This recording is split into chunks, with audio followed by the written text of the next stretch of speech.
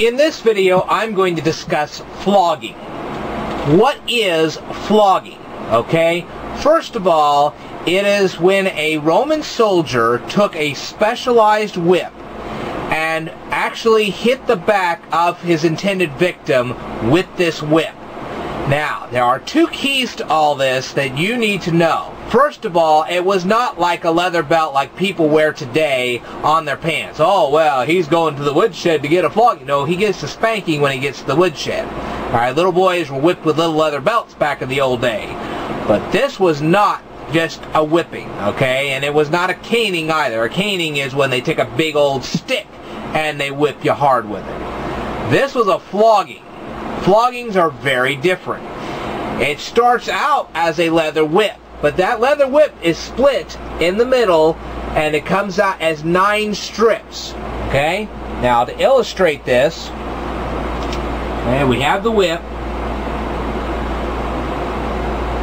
and then it's split up into 9 different directions. I know it shows 6 here, but it splits up like this. And at the end of every one of these little strips are rocks. Okay?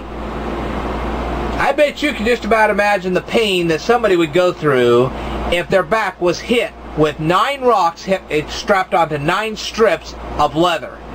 That's painful. Now that's key number 1. Now, people have been told in the Bible that Jesus was whipped like this 40 times. That means the guy went back and forth like this 40 times. Wrong. It was 39. Why 39? Why is that important? Because they had a law. You could not whip somebody more than 40 times in the Roman law, because if you did, the person whipping you could then be whipped themselves or possibly even killed because of a miscount. So, was Jesus whipped 40 times? No, he was whipped 39. That's why it's called 40 save 1.